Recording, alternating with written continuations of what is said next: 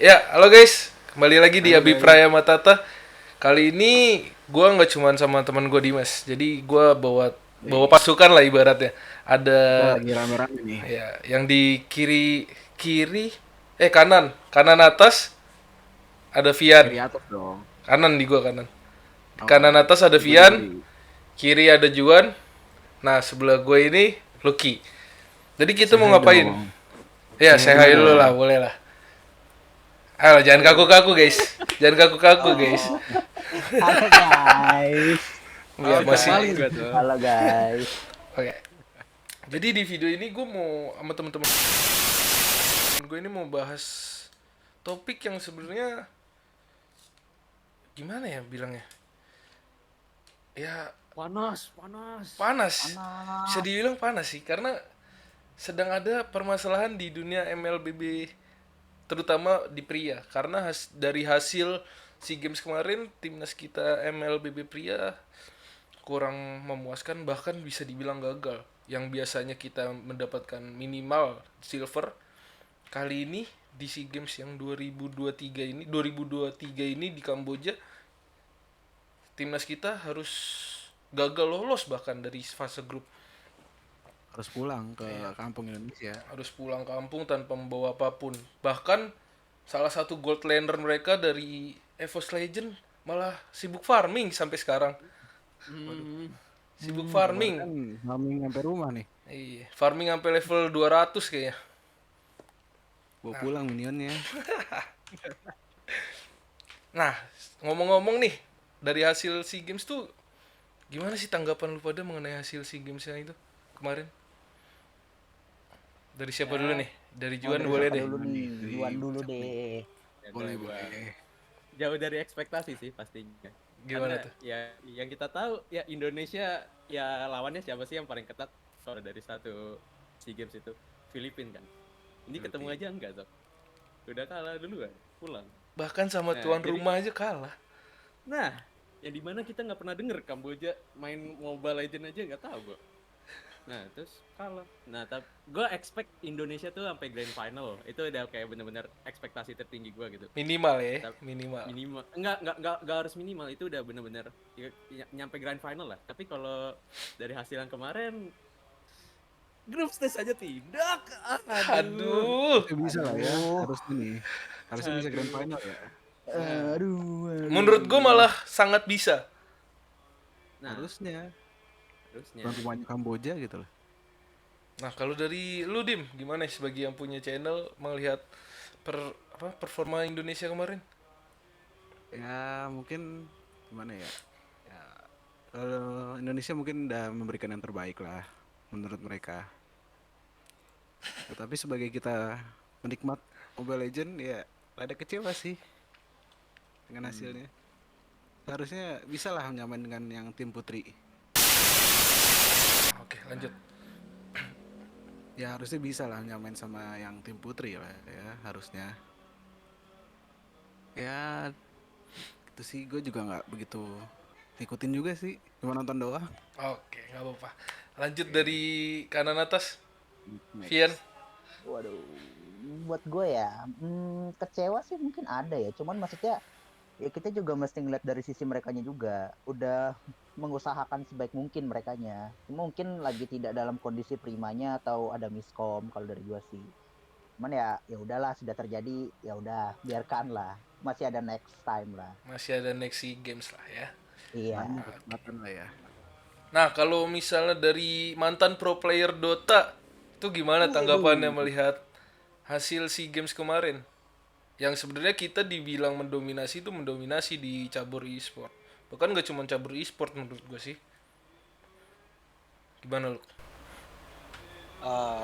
Kebetulan nih ya kan gue juga pengamat e-sport, tapi bukan pengamat siapa penikmat e-sport lah, tapi gue kebetulan nggak terjun langsung nih di Mobile Legends ya kan. Hmm. Jadi kayak gue kurang update gitu soal berita-berita mengenai Mobile Legends. Tapi kan biasanya ya apa ya, kalau gue mendengar komunitas-komunitas Mobile Legends tuh bisa dibilang di daerah Southeast Asia ini, di SEA ini bisa dibilang juaranya ya Indo sama PH gitu kan biasanya. Nah, jadi kemarin-kemarin pas sempat ngeliat kayak, wih, kok kok Indonesia kalahnya cepet amat gitu ya. Gue kira kok duluan banget gitu. Cukup cukup kaget gitu walaupun gua nggak tahu skenario gimana gitu. Nah, kalau dibilang kecewa ya kecewa sih, tapi harusnya kalau menurut kalian nih yang main langsung gitu, Hmm? Indonesia tuh harusnya bisa bisa lebih jauh nggak sih gitu di SEA Games ini, atau emang kayak segini tuh under, atau emang ekspektasi kalian gitu? Sebenarnya ya kayak gua sama Juan bilang tadi, minimal grand final kalau menurut gua. Oh, Ya paling paling Harusnya mah bisa buruknya, lah. paling paling buruknya kalau emang terburuk peringkat 3 masih dapat. oh.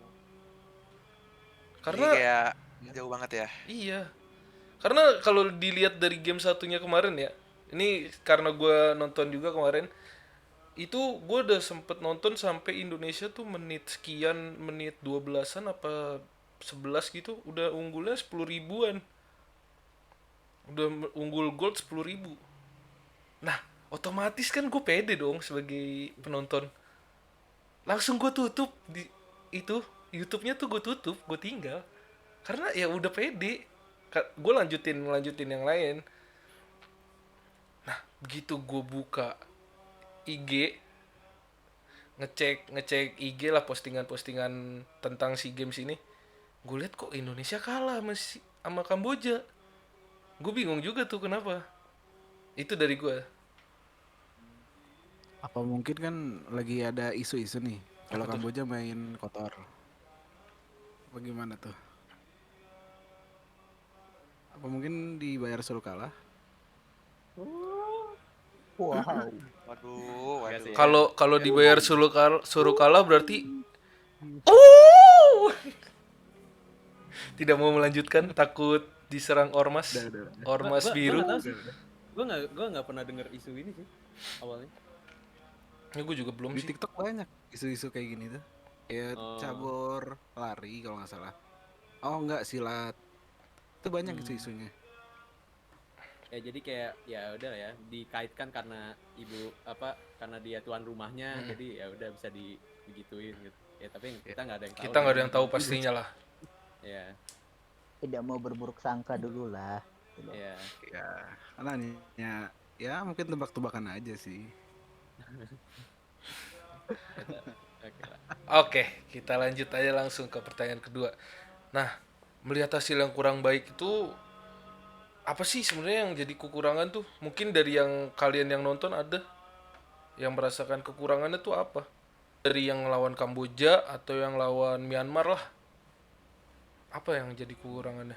Buat yang nonton mungkin, Juan? Kalau dari gua sebenarnya Indonesia sih gua ngerasa udah cukup kuat ya secara roster ya. Kita ada jungler kita ya, si Albert itu kan udah berapa kali, udah nggak tahu lah, dia ikut liga-liga turnamen Mobile Legend mewakilin Indonesia. Terus ada juga si Gila Sans gitu kan. Gila Sans! Salah ya. Gila gitu. Mainin Dia 5 bener-bener- HP. Mereka iya tuh, yang dimainin Tuhan gitu kan katanya. Iya, katanya orang-orang. Udah kayak ya, siapa lagi sih, Kiboy. Terus ada ya, Boy, tiga- Finn, tiga sisanya Dreams, ini ya, apa? Brans, Ya, Dreams, Psychots, Psychots Brans ya. ya. Mereka juga habis menang IESF kan. Jadi kayak ekspektasi gue dengan roster yang 3 trio ini yang udah menang IESF lawan siapa, Blacklist 3-0, Ya. itu udah, wah ini pencapaian nih yang belum pernah didapatin sama tim Indo lainnya. Secara lawan Blacklist selalu kalah gitu kan. Terus ditambah lagi sama top player dari MPL kita sekarang, kayak si Albert sama si Sans gitu. Kalau secara roster gue percaya kalau kita nggak kalah tanding gitu, kalau secara roster. Terus coach juga Zeiss kan, dia nggak nge-coach satu season ini kan, dia pensi dulu buat fokus ke SEA Games. Nah itu udah kayak persiapannya tuh udah menurut gue udah cukup lama lah. Tambah lagi MPL MPL Indonesia yang season ini cuma 6 minggu kan. Mm. Jadi dia kelar duluan, lebih cepat dari semua MPL negara lain juga. Jadi kalau secara persiapan dan roster gue pede. Nah, Cuman kenapa kalah? Itu menurut gue, kalau dari kacamata penonton aja ya, gue ngerasa Indo itu terlalu underestimate musuhnya. Underestimate, jadi kayak dia nggak all in lawan negara Kamboja atau ngelawan Myanmar gitu. Dia maunya all in pas lawan negara-negara yang memang katanya tuh ya kuat lah, kayak Filipina gitu. Kalau udah lawan Filipina baru tuh dia keluarin semua arsenal yang dia punya. Tapi dari game yang kita tonton yang Kamboja sama Myanmar kan dia maininnya apa? Dreams ya. iya, Yang dimana si Dreams ini tuh dari semua roamer yang ada, yaitu ada Finn sama Keyboy. Keyboy Dreams. Ya udah yang paling gak punya pengalaman turnamen itu tuh si Dreams. Keyboy sama Finn-nya nggak dimainin, dan katanya sih dua-duanya semuanya sepakat kalau yang dimainin itu si Dreams saja, karena tambah lagi Dreams juga lebih cocok mainnya sama Brands daripada roamer lainnya. Iya. Dan itu katanya udah mufakat sama satu tim. Ya udah, mereka percaya kalau Dreams main bisa menang. Tapi ya balik lagi, mungkin karena mereka sepakat kenapa Dreams yang main pasti menang juga karena dia ngerasa udahlah lawan Kamboja, lawan Myanmar bisa lah menang pakai Dreams dulu, simpen strategi dulu buat yang make Finn sama Keyboy buat lawan yang lebih kuat lagi gitu. Tapi di sini memang ya gimana ya, group stage ini kan kalah 2 kali udah pulang ya. Nah ya dia nggak mikirin worst case ya gitu, dan ternyata worst case yang terjadi ya worst case-nya malah yang terjadi daripada ekspektasi mereka semua. Ya udah gitu. Ya jadi kalau dari gue memang benar-benar kata underestimate inilah ya jadi salah satu, jadi kunci kekalahannya Indo gitu. Udah sih. Berarti kalau dari pemilihan roster juga ya? Iya, kalau dari itu juga ada sih. Soalnya ya itu. Berarti kalau misalnya pemilihan roster pertama gagal, kenapa nggak dicoba yang lain gitu, pertanyaan kita kan mungkin. Iya. Mungkin lawan Myanmar dicoba antara Finn atau Keyboy, karena di lawan Kamboja ini hasilnya walaupun di awal unggul ujung-ujungnya kalah gitu. Iya. Mungkin itulah yang jadi pertanyaan kita ya. Mungkin ada yang mau nambahin yang lain? Udah sih kalau dari gue juga nggak begitu ya, nggak begitu ngikutin sih. Ini nggak ada yang nonton lagi berarti? Terlalu ngikutin soalnya. Oke. Nggak terlalu gimana lah komentar gue. Oke, kita lanjut ke permasalahannya aja berarti. Nah, setelah kegagalan tim MLBB pria kita itu kan mulai muncul nih statement dari si PBSI-nya ini mengenai liga franchise yang katanya liga idol. Liga idol yang sebenarnya liga franchise ini tidak sesuai oleh sistem yang diharuskan oleh PBSI, di mana sistem yang diharuskan ini sebenarnya degradasi atau sistem gugur. Nah, karena dinilai wadahnya itu kurang pas buat tim-tim yang udah dirasa memiliki potensi untuk bermain, itu kurang memiliki wadah.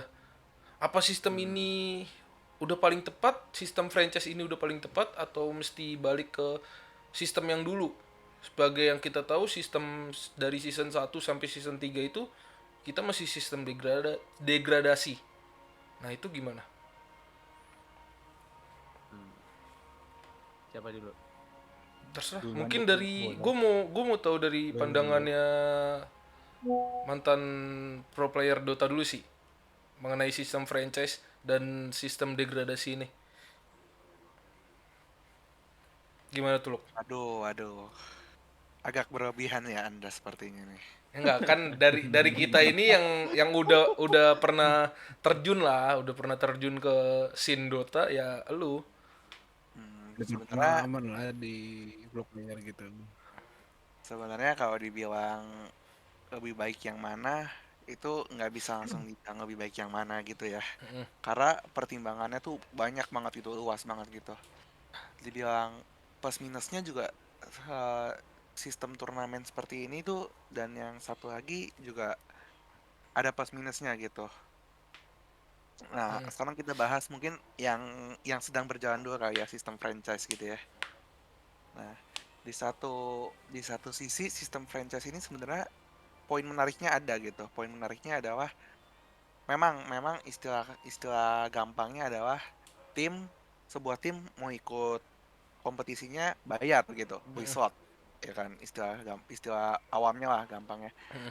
Tapi kan di balik di balik sebuah dana yang dikeluarkan oleh tim untuk berpartisipasi di turnamen ini, itu kan sudah kayak apa ya, di poin pertama ini tim udah berarti komitmen gitu. Sebuah tim udah komitmen untuk mengikuti event ini gitu. Kedua, ketika event ini ketika promotor ya bisa dibilang pihak yang menyediakan event ini gitu, bisa dibilang Wonton dapat Hmm. uang, misalnya dapat uang dari tim yang beli slot gitu. Nah, uangnya ini kan sebenarnya berputar gitu. Uangnya ini berputar dari misalnya penyelenggaraan event yang lebih baik. Terus selain itu juga misalnya ada penyediaan venue event, terus eh, di dalam kompetisi kan juga nggak cuma ada player gitu, Hmm. ada broadcaster gitu. Jadi bisa dibilang em, banyak yang banyak yang diuntungkan juga sebenarnya dari sistem franchise ini gitu. Karena istilahnya uangnya terbagi lah, istilah istilah gampangnya lapangan pekerjaannya terbuka gitu buat yang selain player gitu. Nah, em, gua pribadi kurang kurang gitu paham ya sistem franchise-nya Mobile Legends kayak gimana gitu. Tapi yang gua tangkep karena ini sudah berjalan cukup lama, ya kalau dari point of view gua sekilas, sistem franchise ini sebenarnya nggak ada masalah gitu. Karena di luar negeri pun banyak banget gitu turnamen-turnamen game lain pun pakai sistem franchise gitu. Em, di satu sisi kalau kita ngeliat ya dengan sistem franchise ini, selama selama antusiasme komunitasnya masih ada, selama eventnya masih berjalan, perputaran dananya kan juga bakal terus ada gitu. Jadi kayak semua diuntungkan gitu, istilahnya lah. Hmm. Nah, kalau misalnya dibilang kita bahas sekarang sudut pandang lainnya. Sekarang kita bahas dari sudut pandang regenerasi pemain gitu ya. Kalau misalnya dibilang regenerasi pemainnya jadi melambat dengan sistem franchise, itu gue cukup setuju gitu. Poinnya benar gitu. Karena karena apa ya? em, Bisa dibilang yang main 8 tim itu aja gitu.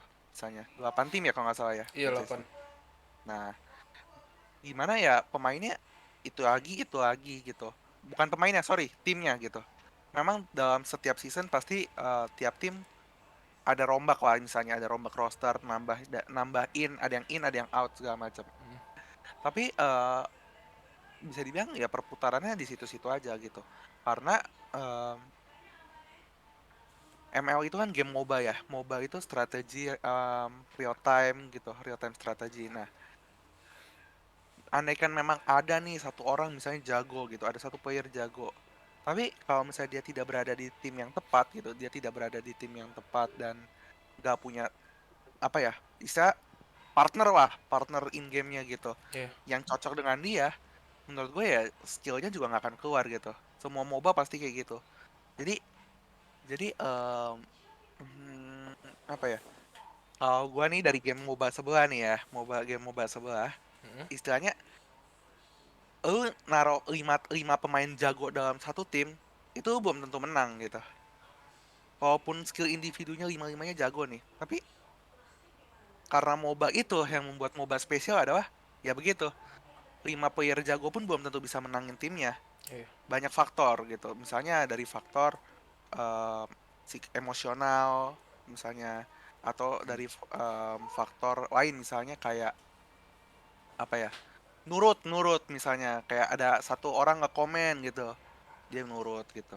Nah, jadi bisa dibilang mungkin bibit-bibit baru tuh banyak gitu di bawah turnamen franchise ini gitu, di bawah yang nggak masuk. Nah, memang gue sebut liganya aman ya? Nggak apa-apa, aman. Aman aman. Oke, Aman, aman, aman. jadi kan kayak ada MPL, ada MDL gitu Ya. ya. Oke, memang memang pemain-pemain yang di bawah MDL gitu mungkin bisa naik ke MPL gitu. Mm. Nah, tapi untuk MDL-nya sendiri ini sistemnya franchise juga apa enggak ya? MDL enggak, dia open qualifier. Oh, oke. Jadi istilahnya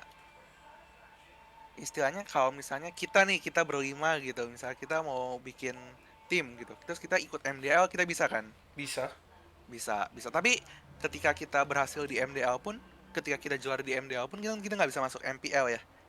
Dan tensinya itu yang menurut gua berbeda gitu. Tensi Um, gamenya itu.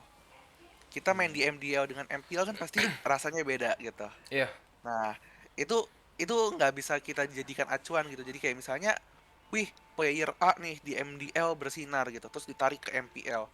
Mainnya di MPL, ya belum tentu dia bersinar di MDL. Oh, betul. Ditambah yang ditarik tuh player, bukan tim. Nah, ketika satu player ditarik ke dalam satu tim, mereka harus adjust lagi, main main apa namanya, adaptasi baru lagi gitu dengan rekan setimnya. Dan menurut gua pribadi itu yang bisa dibilang regenerasi menjadi lambat gitu, karena progresnya itu progresnya diulang lagi, stuck di situ. Season season 1 2 3 main sama tim yang sama gitu, terus ntar season 4 misalnya pindah roster gitu, ganti pemain, adjust lagi, apa namanya, teamworknya lagi gitu. Mungkin satu sisi individunya jago gitu, oke kita akuin individunya ini jago, tapi ketika dia main dengan tim yang berbeda ya itu jadi problem. Dia harus adjust lagi, skillnya lagi mungkin berubah lagi gitu. Jadi ya kalau menurut gua, kalau dibilang dari segi ekonomi dan sebagainya, menurut gua franchise itu sangat oke gitu. Franchise ini sangat menarik dan bisa dibilang menguntungkan gitu dari segi bisnis. Tapi kalau dibilang dari segi regenerasi player, ya menurut gua kurang gitu. Gitu. Kurang lebih sih intinya, gua nggak bisa menilai kayak lebih baik mana gitu ya. Tapi gua di sini juga berusaha sharing pendapat gua dan mengcompare gitu keduanya. Oke. Karena apa ya? Keduanya ada plus minus gitu. Kalau misalnya kita pakai sisi yang satu lagi nih, dengan adanya open qualifier gitu, tentunya ya tim-tim yang di bawah itu bisa naik gitu. Tim yang di bawah bisa naik dan bisa show off gitu. Bisa showing performa mereka as a team, bukan as a player wah. Karena Ya. di sini kan poinnya beda ya. Kalau kita mau Iya. menang, menang as a team, bukan menang as a player. Nah, susahnya di situ gitu. Kurang lebih gitu sih. Ya, oke. Makasih Lucky. Keren. Gila. Oke, thank you loh. Keren. Gila. Emang pro player nih apa ya? Kelas, Cuk. Proper beda, Cuk. Mungkin ada yang mau Kelas nambahin? banget sih om pro playernya. Hobay ah. Udah sih, udah dibahas tuntas Udah sama dibahas Lucky. tuntas sama Lucky. Jadi pas panjang ya. Iya. Tadi Tambahin bener-bener- dikit-dikit lah bisa. Juan ya, bisa. Tadi pertanyaan apa? Apakah sistem yang franchise ini udah paling tepat atau harus kembali lagi ke sistem dari season 1 sampai season 3 yang open qualifier? Paling ya yang gua tambahin nah inilah kan, balik lagi coba kita muter balik waktu ke season 1 sampai season 3. Season 1 yang menang NXL. Yap. Season 2 yang menang RRQ. Iya. Season 3 yang menang Onyx. Nah, season 2, season 3 itu kan yang menangin juga tim yang udah bermodal juga kan. Kayak RRQ sekarang yang udah punya slot juga buat ikut MPL sampai sekarang. Onyx juga yang punya modal, dan ya ikut MPL sampai sekarang gitu. Nah, maksud gua bukan yang kayak 8 tim besar MPL Indonesia ini sekarang itu bukan yang kayak tim yang asal-asalan gitu loh. Mereka juga bisa menangin gitu, bisa kompetisi dan menang di open qualifier gitu. Jadi ya ngomongin kompetisinya ya udah, memang 8 tim ini tuh memang berjuang loh, bukan asal-asalan loh. Mereka juga scouting, dapat player apa, terus udah ya. Jadi maksud gua 8 tim ini tuh bukan yang 8 tim ngasal ya gitulah maksud gua. Ya. Ya ada. Vian, Dimas, ada yang mau tambah? Udah sih kalau dari gue mah. Apa ya? Ya maksudnya mereka kan kayak kata Juan aja. Itu kan juga mereka kan ada pertandingannya dulu masing-masing ngelawan kan, berarti kan mereka juga nunjukin skill mereka, nggak cuma asal karena tim gue punya duit gitu. Jadi gue udah pasti dapat kan, nggak gitu juga palingan sih. Mereka kan pasti ada nunjukin skillnya juga. Jadi kayak kata Juan lagi balik, nggak mungkin asal-asalan kayak asal aja gitu. Oh mereka itu gitu. Paling sih gitu doang kok. Terus mungkin MPL franchise juga kita nggak bisa bohong ya, kita banyak banget yang dapat uang makan atau ya dapat nafkah tuh dari MPL ini gitu, dari close qualifier ini. Ya balik kayak kata si Ruki tadi, dia bilang dananya kan berputar. Nah iya, dananya berputar dan banyak banget orang-orang yang gak cuma player, gak cuma tim manajemen, tapi juga konten kreator di Indonesia tuh banyak banget yang dapat duit tuh dari sini gitu, dari MPL Close Qualifier ini. Ya jadi ya ada ya, memang untungnya tuh nggak bisa bohong lah kita. Memang menguntungkan juga. Oke. Kita lanjut aja mungkin ya. Nah, berarti kalau misalnya dari statement-statement yang udah kalian munculkan nih, berarti apakah masih harus di-adjust lagi mengenai sistemnya atau udah pakai yang sekarang, dan kenapa? Kalau dari gue mungkin scoutingnya sih, tim scouting dari 8 tim ini sendiri yang harus dikembangin lagi. Karena ya memang iya, kayaknya masalah yang open qualifier itu regenerasinya lebih cepat daripada close qualifier itu ya karena close qualifier ini nggak bisa scouting player bagus ya yang kayak di open qualifier gitu. Nah itu satu yang scouting. Terus mungkin jawaban kedua buat sistem yang sekarang tuh ini nambah slot sih.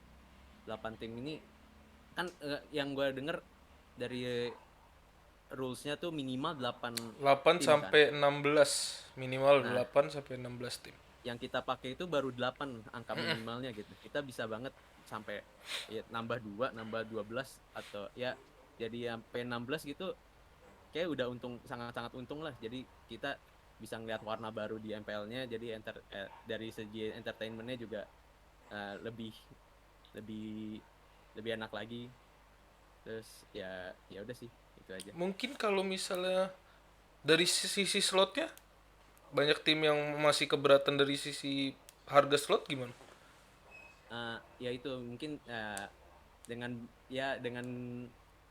berat hati ya mohon dari MPL-nya untuk mengurangkan biaya slotnya itu, karena ya harga terakhir yang gue dengar kan 1 juta USD kan. Ya, Itu 15M kan. 15M.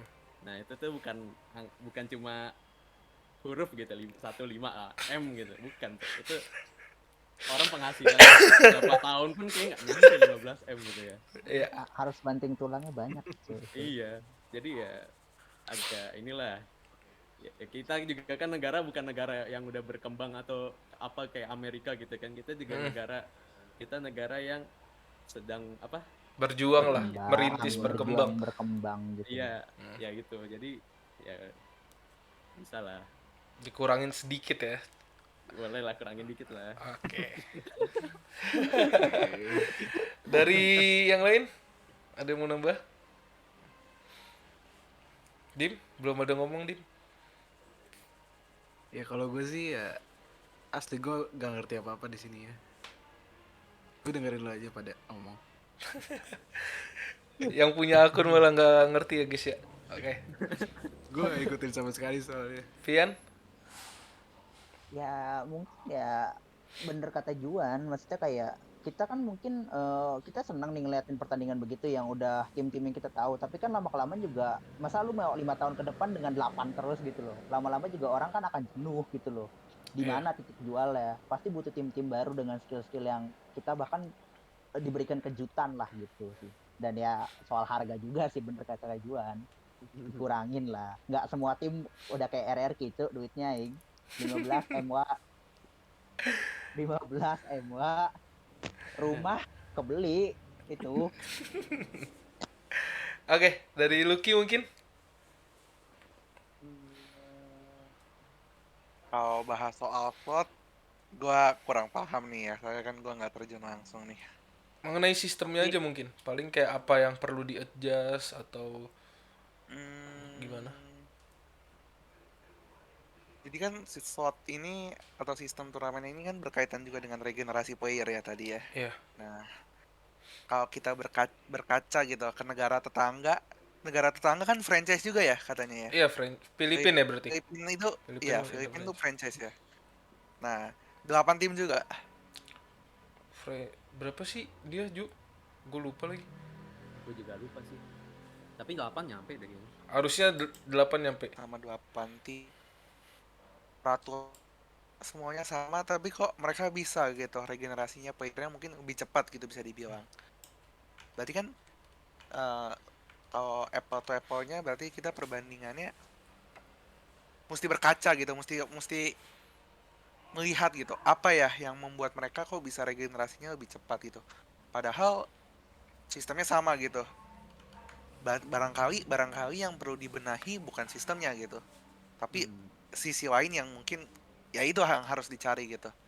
Nggak tahu kalau bicara soal regenerasinya gitu. Tapi kalau dari sistemnya sendiri sih, gue lebih tertarik ya. Gue lebih cukup senang dengan MOBA yang bisa bisa membuat player yang dari bawah ini bisa main sampai ke top tier gitu. Jadi kayak gue berharap sebenarnya, tapi bukan player doang. Gue berharap satu tim gitu. Karena sebenarnya cukup banyak ya menurut gue gitu. Cukup banyak em, pemain-pemain di mobile itu mereka klop dalam satu tim gitu. Mereka udah punya satu tim yang bisa dibilang cukup oke gitu. Nah, kalau mereka dipencarin lagi, ya performa mereka turun lagi gitu. Jadi kayak gue berharap kayak misalnya ada satu tim nih, ternyata timnya underdog gitu. Bisa dibilang underdog di bawah tapi bisa rise gitu, bisa rise up perlahan naik gitu, bisa dari open qualifier bisa naik terus ke MDL gitu. Nah, terus misalnya suatu saat nanti ada sistem degradasi gitu, misalnya yang dari juara MDL bisa naik ke MPL dan yang dari MPL kalah bisa turun ke MDL gitu misalnya ya suatu saat gitu. Nah, itu kan bisa bisa dibilang kayak keren banget gitu ya, kayak ada satu tim yang dari bukan siapa-siapa terus bisa from zero to hero gitu kan. Ya, bahkan ntar di MPL-nya bisa jadi kuda hitam gitu kan sesuatu yang keren gitu. Jadi kayak di luar kerennya itu menurut gua ya esensinya MOBA gitu di situ, main as a team dan bisa dari bawah gitu naik, jadi kayak peluangnya nggak nol gitu, kayak gitu sih. Oke. Keren keren keren. Bisa sih. Menarik juga sih kayak gitu. Cuman Gue gimana? sorry, gue potong dikit Oke, ya. gak apa-apa. Gue penasaran deh. Misalkan kalau sekarang buat masuk ke liga-liga yang di atas MPL itu, sorry, eh, yang bisa masuk itu yang juara 1 MPL dan juara 2 MPL kan. Iya. Gimana kalau sistemnya kita ubah dari kan ini udah auto nih, juara 2 udah pasti masuk kan. Gimana kalau jadi juara 1 udah pasti secure slot M series atau MSC atau SEA Games atau apapun itu. Juara 2 ditandingin sama juara 1 MDL. Mungkin BO5, BO6 nggak apa-apa majuin Berarti lagi itu sih. sistem yang untuk internasional ya bisa dibilang. Ya, juara kalau buat juara MPL ya udahlah. Tapi juara 2-nya jadi fight-nya tuh belum selesai gitu. Ya, Sebenarnya jadi memberikan kesempatan buat juara 1 MDL-nya ini. sebenarnya tentang itu gue ada mau bahas lagi sih. Cuman gak apa-apa dibahas sekarang sedikit, mungkin ntar ada yang mau nambah. Oke. Oke. Nah, langsung aja deh mengenai tadi. Jadi sebenarnya kalau itu kan berarti dari sistem seleknas. Nah, di mana teman kita ini si Lucky ini udah pernah ikut seleknas untuk Dota di Indonesia waktu SEA Games kapan sih lu? Ya SEA Games 2019 ya harusnya ya, Oke. Nah, itu 2019. waktu itu tuh seleknas untuk Dotanya sendiri tuh gimana sih? Gue pengen tahu. eh Kalau dulu Seleknas dari Dota ya, Dulu Seleknas dari Dota tuh nggak ngambil player loh. Dulu Seleknas dari Dota tuh ngambilnya tim. Jadi um, ada open qualifier-nya, terus nanti dari open qualifier-nya itu kalau nggak salah seingat gua diambil 2 tim gitu. Oke. Gitu. Dari open qualifier bener-bener jadi terbuka untuk seluruh Indonesia ya, terbuka. Itu diambil 2 tim. Terus kebetulan gue ikut apa ya? Gue ikut satu yang apa namanya satu slot itu dari yang ada event kampus gitu. Gue boleh sebut event kampusnya nggak kira-kira? Silakan kalau lu Oh, berkenan. Boleh. aman sih, harusnya nggak kenapa-napa gitu. Kayak Aman. jadi dulu itu pas tahun itu ada turnamen eh, antar kampus gitu. Nah kebetulan turnamen antar kampusnya itu ada dimenangin sama Binus gitu. Nah dan turnamennya itu yang ngadain juga Liga Game gitu. Dan ingat gue dulu untuk broadcast broadcast sistemnya Platnas itu juga diambilnya sama Liga Game ya seingat gue. Tapi kalau gue salah, I'm sorry, correct me if I'm wrong gitu. Intinya adalah jadi dulu Seleknas Dota tuh ada 4 tim Seleknas Dotanya. 2 diambil dari open qualifier, 1 diambil dari kampus, satu laginya ada turnamen Dota tingkat nasional deh. Duh, gua udah cukup lupa sih, tapi harusnya itu ya, ingat gua. Gitu, ingat gua sih gitu. Nah, Oke, berarti terus lanjut. terus itu timnya tuh diadu gitu. 4 dari 4 itu diadu, saling ketemu. Terus yang ketika pemenang ya dalam satu grup itu, pemenangnya nomor satunya yang bakal mewakilin Indonesia gitu. Jadi sesimpel itu gitu Sesimpel seleksinya. itu. Ya, maksud gua apa ya? Bukan nyomot Iya, iya. player player ABC dari tim A, terus dari player DEF dari tim B gitu. Oke. Jadi benar-benar seleksinya tim diadu tim, yang menang timnya wakilin Indonesia gitu. Nah, Kalau Dota sih gitu. tuh buat PBSI sesimpel itu. Adain seleknas buat tim, bukan buat player. Oke? Mungkin PR-nya untuk PBSI next lah ya. Untuk MLBB bisa mencontoh dari Dotanya karena ya sama-sama lewat seleknas, kenapa tidak bisa diterapkan yang sama untuk mengambil tim? Ya kan? Harusnya sih ya lebih enak gitu nggak sih? Jadi udah sama-sama tim gitu setim. Jadi nggak ada ya miskoman gitu. Jadi ya Ya kalah as a sama. team, win as a team. Ya benar. Soalnya tadi gue lupa siapa yang nyebut ya. Di antara kalian sempat ada yang mention kayak Onyx bisa kayak bikin 3-0 gitu on Blacklist ya kan. Bisa dibilang Blacklist itu Evos itu. EVOS yang 3-0-in Iya. Blacklist ya. Nah, EVOS. Oke, sorry, EVOS. Nah, di sini bisa kita bilang Blacklist itu ya top tiernya Filipina kan. Apalagi kemarin terakhir turnamen M Series juga yang menangin Blacklist ya. Oh enggak, Atau Eko. season sebelumnya ya. Season M series sebelumnya Ya, Blacklist ya. iya. Nah, berarti kan bisa dibilang mereka cukup papan atas gitu, tim papan atas. Dan tim kita ini sebenarnya cukup strong loh. Tim kita bisa nge-wipe out loh, ngebantai 3-0 gitu. Nah, berarti bisa dibilang tim Indonesia ini sebenarnya unggul gitu, bisa dibilang nggak kalah jauh gitu. Tapi menurut gua pribadi, kalau misalnya kekuatan sebuah tim yang udah bagus kayak begitu malah dipecah, diambil satu main asal comot bukan asal sih sebutnya, tapi apa ya, istilahnya nyomotnya player gitu. Rising star dari Mau masing-masing tim lah ya. Iya, itu menurut gua bakal bakal susah banget sih menurut gua. Emang menurut gua pribadi sekilas problemnya ada di sana. Karena apa ya? Mereka nggak terbiasa satu tim kerjasama antar pemainnya gitu dalam satu tim nggak terbiasa. Udah itu waktu latihannya juga mungkin singkat bisa dibilang. Seleksinya bulan apa, udah bulan apanya tanding. Preparationnya nggak banyak gitu.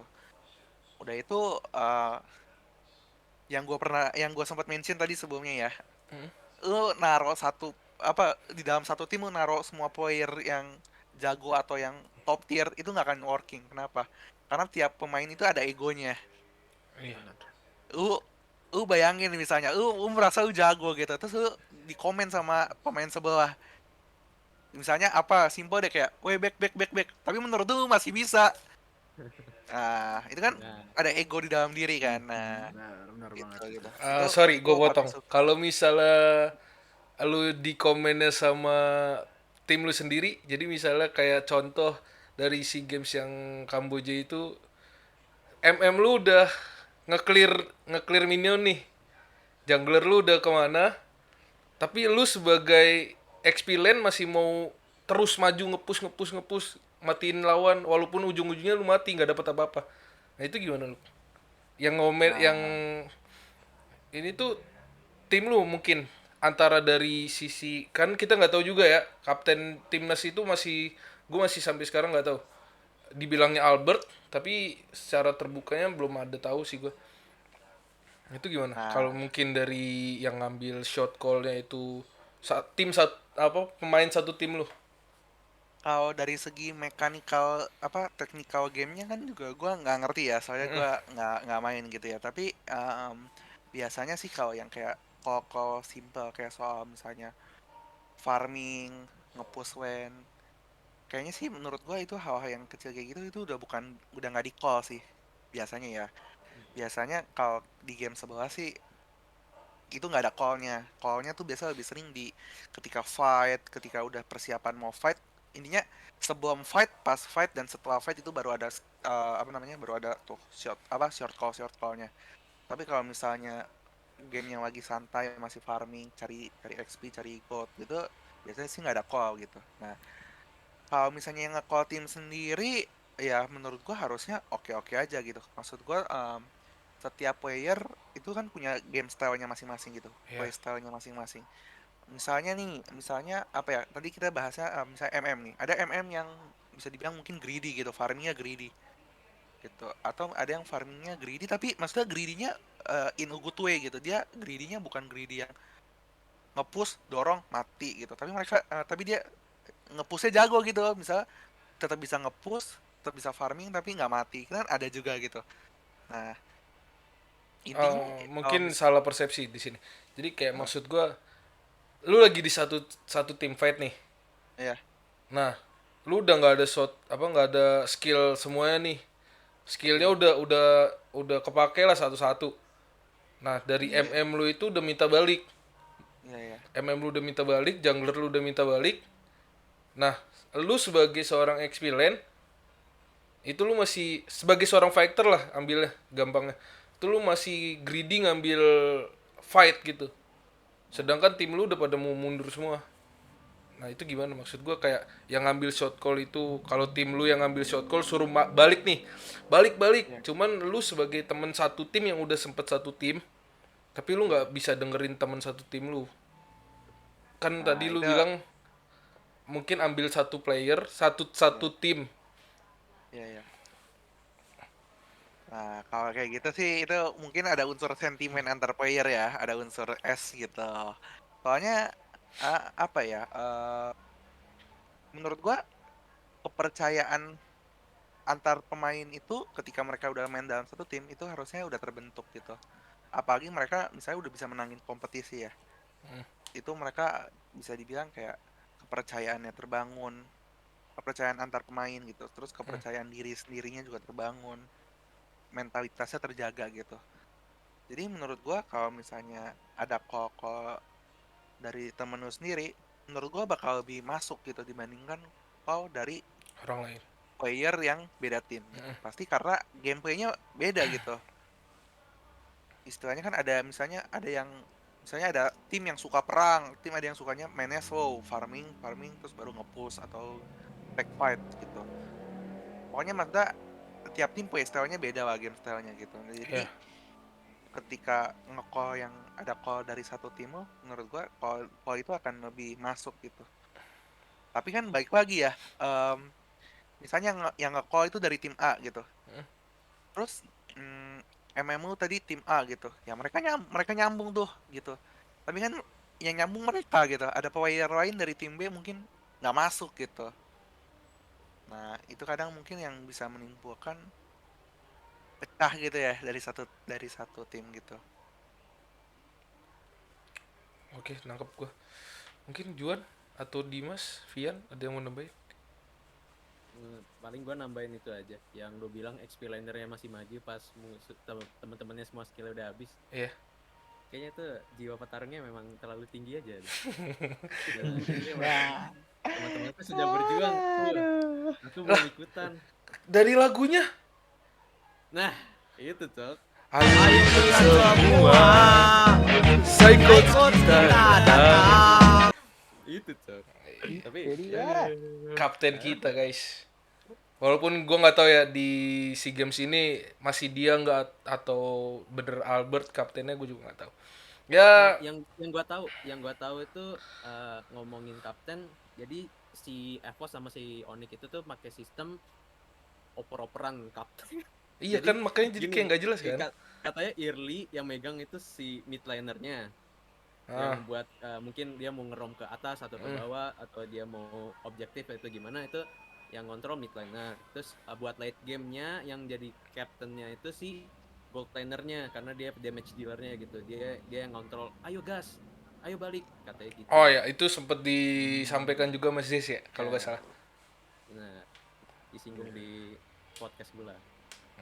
Terus tapi ya, yang gue tadi pengen mention itu sih, ya memang chemistry itu nggak bisa dipandang sebelah mata ya. Walaupun kita ambil player semua rising star, tapi ya kalau chemistry-nya ya balik lagi, yang membuat player ini jadi racing star itu ya teman-temannya juga gitu. Ketika faktor-faktor ini diambil, dia berjuang sendiri lagi di satu tim yang dia nggak pernah main bareng atau gimana, ya udah beda gameplaynya. Mungkin biasanya dia selalu ada orang di belakang dia yang selalu nge-support dia, tiba-tiba di tim yang lain orang ini nggak ada gitu, sosok yang support, entah support dalam in game atau support dalam out game, gue nggak tahu, tapi ya memang ya chemistry. Oke. Vian, Dimas? Singkatnya ya miskom aja kalau dari gue sih. Karena Masih tidak terbiasa dengan timnya kan, ini kan diambil dari masing-masing tim yang berbeda gitu kan. iya.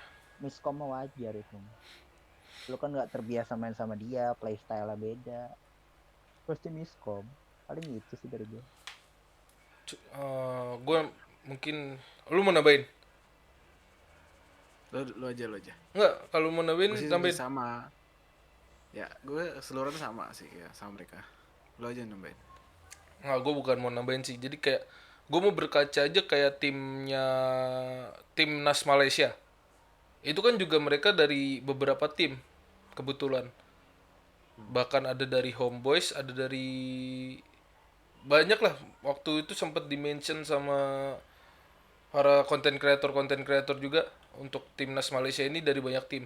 Cuman kenapa apa yang membedakan kita sama timnas Malaysia di SEA Games kemarin ini? Karena mereka tuh masih bisa melangkah lebih jauh gitu loh. Ketimbang timnas kita yang 11-12 kalau gue bilang sama Malaysia itu. Bahkan masih kita di atas kalau dari skill individunya ya. Dari chemistry timnas Malaysia juga sama. Mereka juga ngambil player dari berbagai macam tim. Gimana tuh? Sabar, gue mau nanya deh, Malaysia itu sampai grand final ya? Malaysia itu grand Final. final. Iya. Iya, grand Iya, final grand lawan final. Filipina, Iya. tapi tetap yang menang Filipina. Iya. Ya walaupun tetap ujung-ujungnya yang menang yang tim ya, as a team. Cuman apa yang membedakan antara Malaysia bisa sampai final sedangkan kita sistem fase grup aja nggak lolos. Coba dicek itu Malaysia ngantunya yang bintangnya semua atau enggak tuh Nah, playernya. bisa gitu. Biasanya ngambil bintang semua tuh kutukan loh, biasanya. Oke, berarti sebaiknya itu bukan hanya dari bintang tim semua, tapi berdasarkan emang kebutuhannya. Mungkin gitu maksud lu. Enggak sih, bukan kebutuhan sih. Tapi maksudnya yang cocok itu loh, yang cara mainnya cocok itu bisa dibilang lebih bagus gitu. Jadi bukan masalah dia lebih jago atau enggak di role-nya itu, tapi yang bisa Mengisi mainnya puzzle yang klop kosong gitu gitu ya. lah ya. Betul ya, bisa klop lah Hmm, gitu. Karena modal jago doang baik lagi nggak cukup di MOBA. bener. Juan kayak udah memikirkan banyak kata. Ya Hmm. sih, gue no comment sok. Ya, gue sebenarnya juga gak tahu kalau si Malaysia tuh ternyata pakai sistem yang sama, yaitu ngambil beberapa dari beberapa tim dijadiin satu tim gitu, dan dia agak no comment sih. Tapi kayak mungkin ada faktor dari apa group stage-nya. Dari group stage dia ya walaupun dia saat dibikin satu grup sama Filipina, tapi dua sisanya siapa sih? Gue lupa deh.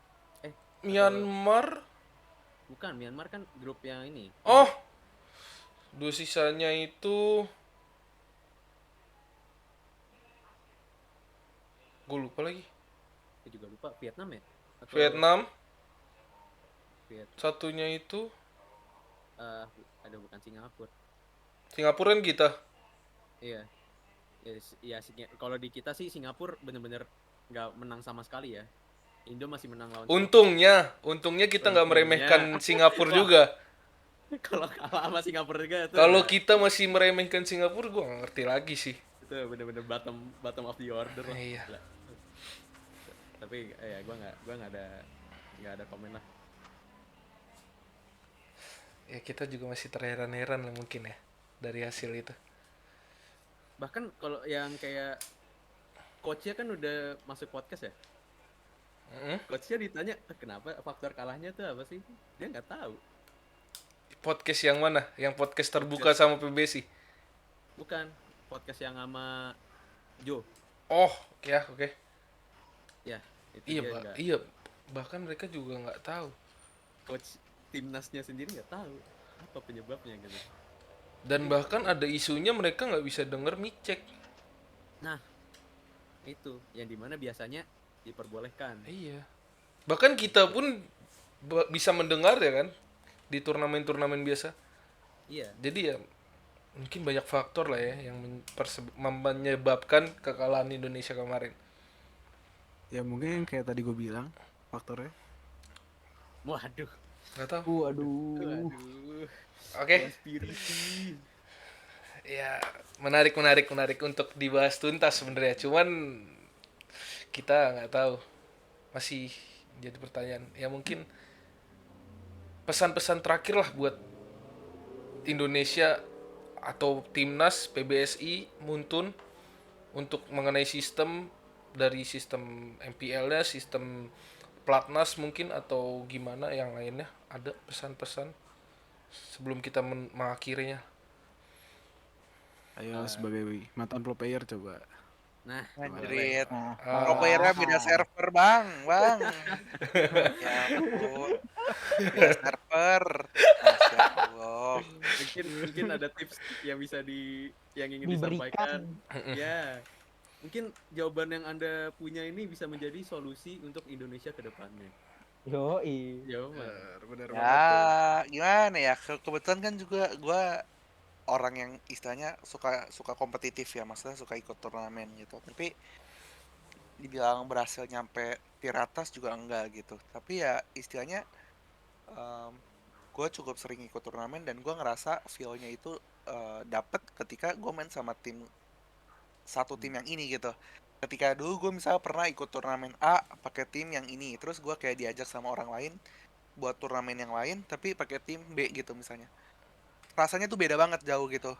Kayak gue misalnya ngerasa biasanya ada support di belakang gue gitu, misalnya ketika gue farming atau gue ngapain ada support nih yang siap backup gue gitu. Tapi ternyata dengan tim yang berbeda support itu hilang gitu. Maksudnya hilang dalam artian dia ada di gua, dia ada deket gua tapi dia nggak standby gitu buat backup, atau dia nggak tahu buat ngapain gitu. Misalnya bukan nggak tahu sih, apa ya, karena real time strategi ya, itu bener-bener semua action yang lo lakukan itu ya real time gitu, jadi harus di poin itu gitu. Nah kadang actionnya dia ya nggak sesuai gitu, akhirnya banyak blunder gitu yang terjadi dalam satu tim gitu. Nah jeleknya bukan jeleknya ya, apa namanya, esensinya game MOBA adalah adanya domino efek gitu. Ketika satu mistake terjadi ada dampak lain yang terjadi gitu. Lu mati, lu nggak bisa farming,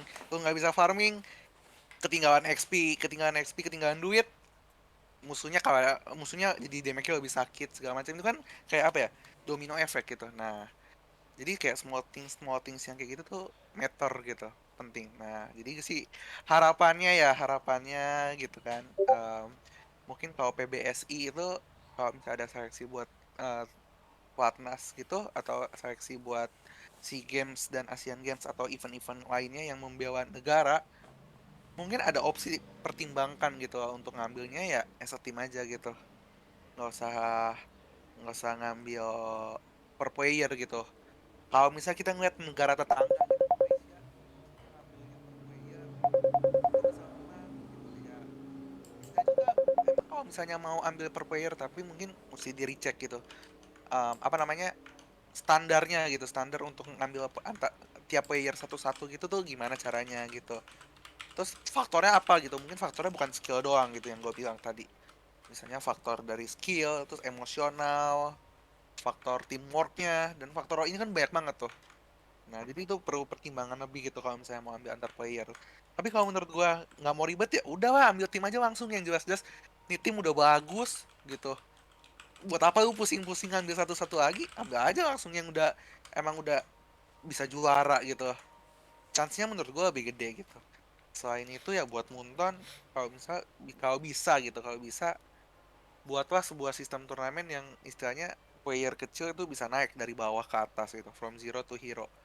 Nah, kalau bisa lebih bagus lagi ya bukan player doang, tapi bisa tim yang naik gitu. Jadi kayak sebenarnya sistem franchise menarik, tapi kalau kalau menurut gua kayak bolehlah masukin satu slot atau kayak gimana gitu yang bisa membuat tim itu bisa dominan gitu. Walaupun harga slotnya 1 juta dolar ya, Iya. nggak mungkin cuma-cuma juga sih sebuah tim bisa naik ke sana. Ya, itu kan baik lagi ya, namanya namanya game, tapi di balik game juga ada bisnis. Ya itu yang susahnya gitu. Keren. Oke. Gimana? Yang lainnya? Sebelum Yang akhirnya lainnya nanti gua nambahin di akhir. Ya gue singkat aja sih ya. Eh, buat ya season 12 MPL dan buat selanjutnya ya gue pengen ini sih apa warna baru lah. Ya warna baru itu bisa dari mungkin slot balik lagi nambah, karena ya 8 tim ini tuh gue udah hafal mati kayaknya ya. Dan kita juga ya apa ya urutan ranking dari season berapapun dari season sebelumnya juga yang di atas sih gak ini lagi, yang di Bahkan bawah yang ini juara lagi. itu aja. EVOS, Nah, Onyx, RRQ. iya, ganti-gantian doang udah.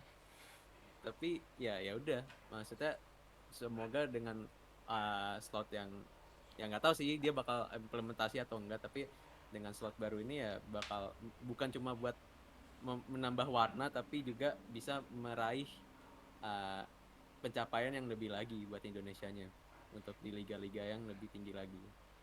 Udah sih. Vian, Dimas. Gue nggak nambah apa-apa sih, udah di apa diomongin semua tadi. Dim. Ya, gue juga sih. Oke. Nggak nambah. Mungkin kalau dari gua melanjutkan dari Lucky tadi. Membuat sistem liga yang dari tim-tim yang dari bawah bisa jadi tim zero to hero, atau mungkin dibuka satu slot karena emang harganya slot ini udah mahal, mungkin dibuka satu slot itu untuk tim yang dari MDL ini naik ke MPL. Jadi sistem degradasinya dari tim yang misalnya 8. Nah, jadi kayak misalnya buka 9 slot, satu aja yang naik dari MDL, ntar dari 8 tim. Jadi yang misalnya lolos kan 5, lolos 6. Sorry, lolos 6. 3 tim terbawah, satu tim terbawah ini yang emang dia paling bawah, mungkin dia bisa degradasi diganti. Jadi kayak masuk awal udah 9 nih. Ngerti gak? Paham gak maksud gue? Paham. Awal udah 9. Nah, jadi si slot yang terakhir ini aja nggak usah sampai yang kayak 8 7, nggak usah sampai kayak 3 slot, ngorbanin 3 slot 4 slot gitu. Mungkin cukup satu yang gratis untuk di awal. Kalau misalnya mereka di next seasonnya udah lolos, bisa buat jadi bayar slotnya itu lebih menarik kan? Benar. Tapi kasihan ini, maksudnya dijadiin 9 slot kan, bukan yang kayak mengorbankan 8 tim. Enggak mau Udah berbagian 8. bayar slotnya. Oh, oke. Jadi ntar tim yang masuk ini, yang di slot ke-9 ini, kalau dia emang bisa nggak berada di posisi 9, dia itu akan membayar slotnya juga. Karena kan pasti udah ada dong sponsor-sponsor yang masuk ketika dia mengikuti MPL ini. Bahkan dari dia juara MDL aja banyak tim yang udah ngelirik. Iya. Itu sih dari gua. Oke, mungkin cukup sekian aja lah ya. Terima kasih udah menonton semuanya. Balik lagi. Thank you semuanya. Ya. Thank Thank you. you. Buat kalian semua, Lucky, Vian, Dimas, Yo, thank you. Juan, makasih Thank you. udah Thank you. ada hadir di sini. Oke, buat yang lainnya, kita tetap dukung Indonesia di ajang-ajangnya. Bahkan nanti nextnya ini ada MSC. Semoga gua harap Indonesia bisa menampilkan yang terbaik lah untuk EVOS dan Onyx. Udah bukan bawa nama tim lagi. Ini pialanya harus bisa balik ke Indo sih menurut gua. Jelas, Indo harus di depan. Oke. Mantap. Thank you Mantap. Thank you. semuanya.